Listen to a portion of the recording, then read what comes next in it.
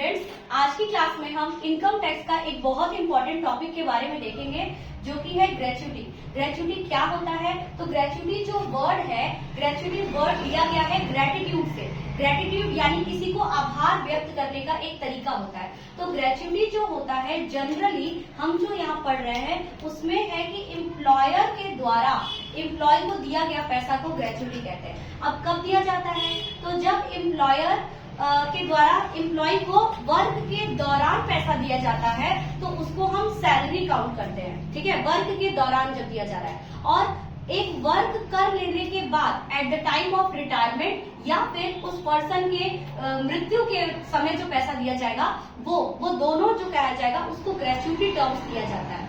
तो जब भी पर्सन रिटायर होता है तो रिटायरमेंट के टाइम पे आप देखते होंगे कि बहुत ही ज्यादा अमाउंट का पैसा दिया जाता है, दैट इज कॉल्ड ग्रेच्युटी। ठीक है, और ये पर्सन को रिसीव कौन करेगा? तो ये रिसीव करेगा या तो एम्प्लॉई खुद हिमसेल्फ या फिर उसका लीगल हायर। और अगर एम्प्लॉय खुद रिसीव कर रहा है उस पैसे को तो उसको हम टैक्सेबल करेंगे अंडर द हेड सैलरी। ठीक है, और अगर उसका लीगल हायर उस पैसे को ले रहा है तो उसको टैक्सेबल करेंगे इनकम फ्रॉम अदर सोर्सेज में। तो यहाँ पर हम ग्रेच्युटी का देख रहे हैं कि किस तरीके से एम्प्लॉय के हैंड में कैसे टैक्सेबल है और क्या एग्जेम्प्ट है। सबसे पहले अगर हम देखें तो डेथ कम रिटायरमेंट ग्रेच्युटी का सेक्शन हमें याद करना होगा, सेक्शन 10 सब सेक्शन 10। ठीक है, इसको फिर फर्दर हमने इसके कैलकुलेशन के लिए दो पार्ट में डिवाइड कर दिया है। पहला क्या है? फॉर गवर्नमेंट एम्प्लॉयज जो कि है section 10 sub section 10 sub section 1। ठीक है, और फॉर नॉन गवर्नमेंट एम्प्लॉयज यानी ऐसे एम्प्लॉयज जो कि प्राइवेट सेक्टर में भी इन्वॉल्व होंगे। अच्छा, ये गवर्नमेंट एम्प्लॉयज वाले में केवल गवर्नमेंट नहीं है, लोकल बॉडीज में भी अगर जो होगा तो वो भी हमारा क्या होगा, इसी में आप कंसीडर करेंगे। और यहाँ पर फॉर नॉन गवर्नमेंट एम्प्लॉयज यानी जितने भी प्राइवेट सेक्टर वाले एम्प्लॉयज हैं उनके लिए ये ट्रीटमेंट होगा। इनका आप सेक्शन देखिए, section 10 sub section 10 sub section आपका 2 हो जाएगा। नाउ इसको हम फर्दर डिवाइड करते हैं दो चीज में कि कौन कौन से ऐसे एम्प्लॉयज हैं या कौन कौन सा ऐसा वर्किंग एनवायरनमेंट है जो कि कवर्ड होता है, covered under the payment of gratuity act 1972। और इसका कैलकुलेशन वहां पे अभी समझाते हैं। नेक्स्ट है हमारा not covered under the payment of gratuity act 1972, इसको हमने फर्दर डिवाइड कर दिया। ठीक है, अब इसमें क्या एग्जेम्प्ट है क्या नहीं एग्जेम्प्ट है। तो सबसे पहले हम देखेंगे कि गवर्नमेंट एम्प्लॉयज के लिए ग्रेच्युटी का क्या ट्रीटमेंट किया जाता है। तो गवर्नमेंट एम्प्लॉयज के लिए ग्रेच्युटी जो होती है वो फुली एग्जेम्प्ट होती है। तो आप यहाँ पर लिख सकते हैं कि यहाँ पर ये जो इनकम होगी वो फुली एग्जेम्प्ट होगी, ये कोई भी टैक्सेबल नहीं होगा। ठीक है, लिखेंगे सैलरीज हेड में,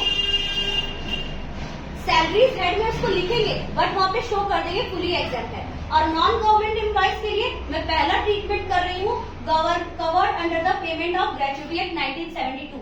ये क्या है हमारा?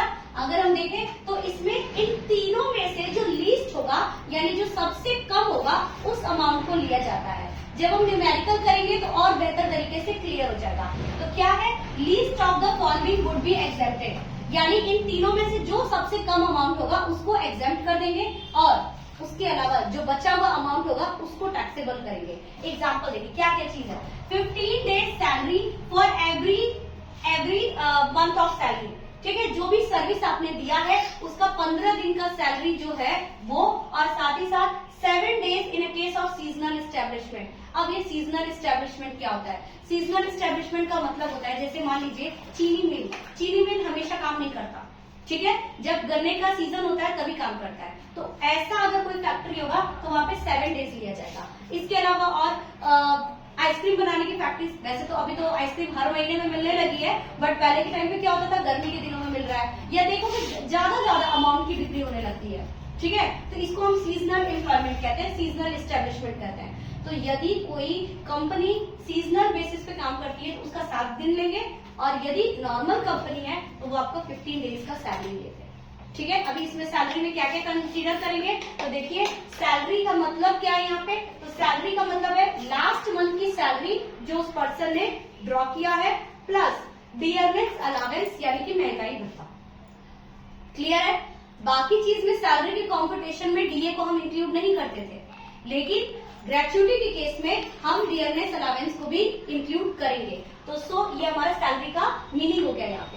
इसके अलावा कंप्यूट कैसे करेंगे ये 15 दिन की सैलरी जो है, तो देखिए यहाँ पर फॉर्मूला लिखा है, लास्ट मंथ की सैलरी जो आपने निकाला है जिसमें कि आपका डीए प्लस होगा, ठीक, डीए प्लस करने के बाद इनटू 15/26, ठीक है। इसका रीजन भी न्यूमेरिकल में हम कराएंगे कि क्यों ये आपका फॉर्मूला, बस आप फॉर्मूला लर्न कर लीजिए, लास्ट मंथ की सैलरी इनटू 15/26, ठीक है। ये एकदम ध्यान से कर लीजिए।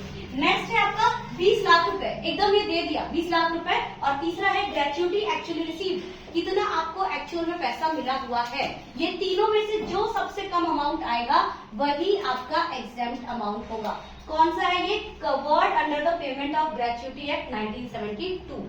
इसके बाद जो हमारा सेकंड है नॉट कवर्ड अंडर, तो उसमें भी आप ध्यान दीजिएगा ये दोनों सेम रहेगा, ठीक, बस यहाँ पर चेंजेस आएगा। तो पहले हम इसका न्यूमेरिकल कर लेंगे, फिर हम उसको कंसीडर करेंगे नॉट कवर्ड अंडर वाला। क्लियर है आपको? तो यहाँ पर एक बार हम शॉर्ट में रिवाइज कर लेते हैं कि ग्रेचुटी किसे कहते हैं। तो एम्प्लॉयर के द्वारा एम्प्लॉय को दिया जाने वाला पैसा at the time of retirement या at the time of death, ठीक, आपको मिलता है ग्रेचुटी, ठीक है। और ये ग्रेचुटी जो है दोनों लोग रिसीव कर सकते हैं, या तो एम्प्लॉय खुद या फिर उनका लीगल हायर। अगर एम्प्लॉय रिसीव करेगा तो सैलरी में जाएगा, और अगर एम्प्लॉय का हायर रिसीव करेगा तो ये किसमें जाएगा? आपका income from other sources. Example के तौर पे अगर आप देखें तो जैसे MS स्वामीनाथन 2023 सितंबर में पास कर गए थे, मतलब एक्सपायर कर गए थे, लेकिन उनको भारत रत्न मिल रहा है, अभी मिला है, ठीक। इसके अलावा कर्पूरी ठाकुर को भी मिला है अभी। तो ये लोग इनके कौन लेने गए हैं वो अवार्ड लेने गए उनके legal higher. Hope you like this video, please like share and subscribe. Thank you.